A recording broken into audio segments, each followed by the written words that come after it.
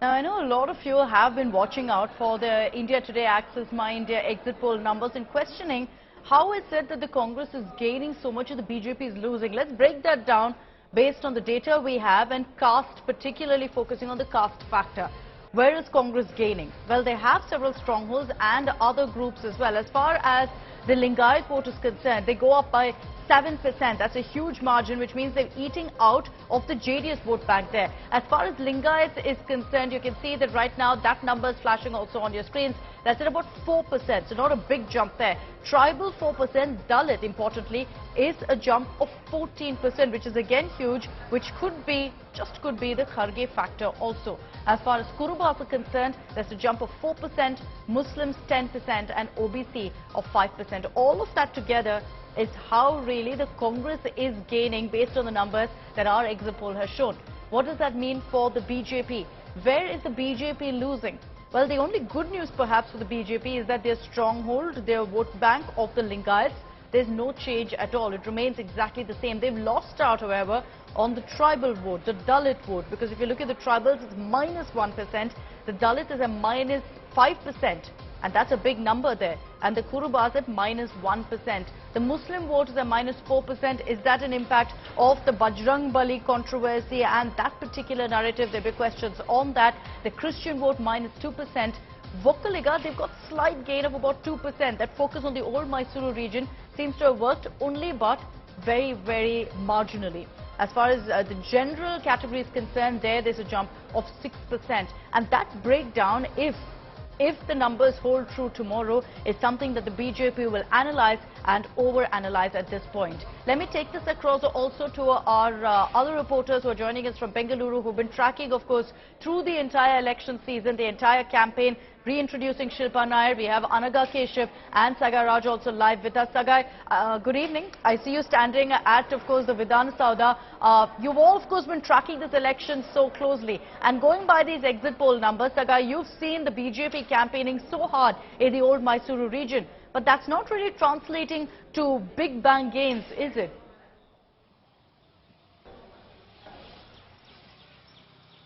Absolutely. I'm outside the power center of Karnataka, where all the parties will be eyeing to step inside after the results announcement tomorrow.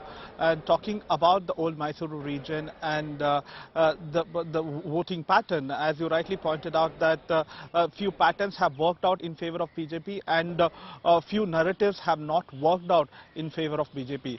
If you notice, the narrative set by the Congress party from day one, I mean to say, when they started a campaign against the BJP government, especially the corruption charges, PCM campaign and several other things inside the Vidhan Sauda and outside, where they kept flower in the ears. So there was innovative campaign started by Congress, which has reached out nook and corner of the village, which has reached out the people of Karnataka. People of Karnataka is quite aware about the corruption charges of BJP government, and that is one of the reasons that why this election is going to be crucial for BJP ahead of Lok Sabha election next year.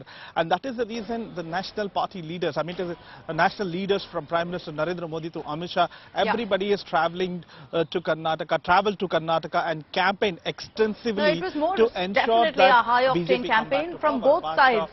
As far as the old Mysuru region is concerned, doesn't look like, going by the exit poll numbers, BJP has got the gains that they thought they would. So guys, stay with me. I want to focus now on seat-wise what we've seen in the exit poll numbers. We've gone down to the ground and looked at every single constituency, and let's take you through some of the important faces. DK Shivkumar, for example, Karnataka Congress chief, how's it looking for him in Kanakpura? On voting day, we did speak about this being easy for him.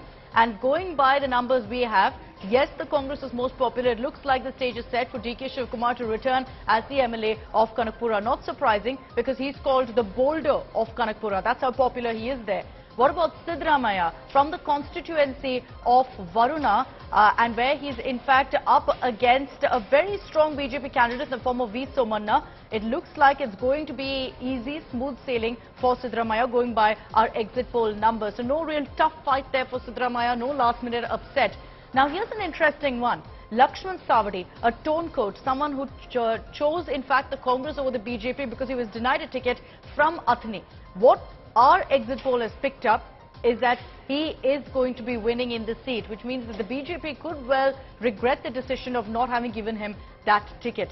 Baswaraj Bommai, who's looking for a fourth term from his stronghold of Shigaon in Haveri district, at this point it looks like he is going to win from his seat. Our exit poll numbers have predicted that he is very much strong and safe in that constituency. B.Y. Vijayendra, now big test for him because this is his first electoral fight from Shikaripura, his father's stronghold. It looks like he's going to be carrying forward his father's legacy, and we are predicting right now that he's going to win that seat. What about H.D. Kumaraswamy from Chennapatna? Safe seat again, so no real surprise that when we went down to the ground and checked out what the situation there, it looks like HDK will emerge on top.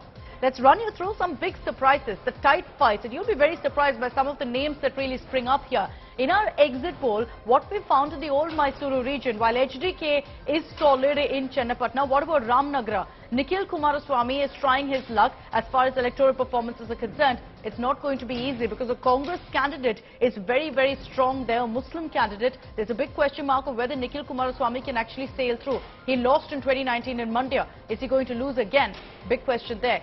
Jagdish Shettar, another extremely interesting one. I know Hubli Dharwad Central is a constituency everyone's looking out for currently. Did the BJP make a mistake by not giving him a ticket? Well, going by the data that we have, it does look like it's going to be an interesting battle and a close one for Jagdish Shettar. Now, another interesting name is that of Mallikarjun Kharge's son Priyank Kharge, who is the MLA from Chittapur, but right now seems to be facing an uphill task of winning in that particular seat going by our exit poll numbers. So very interesting data that we've really picked up, and some of those tight fights are extremely interesting. I want to pick Anaga's brains on this. Anaga, and let's focus on a couple of them, particularly that of Jagdish Shettar. Contrast that with Lakshman Savadi, and it looks like there's a 50-50 chance of bittersweet news for the BJP, that they could come to regret allowing Lakshman Savadi to go. But Jagdish Shettar, it looks like the decision could just be right going by our exit poll numbers. That's right, Akshita. But on the ground reality, if you go there and take a look at what's actually happening, the people in Hubli and Dharwad, they actually do feel a sort of connect to Jagdish Shettar, because remember, he has consistently been winning in the Hubli Dharwad central constituency.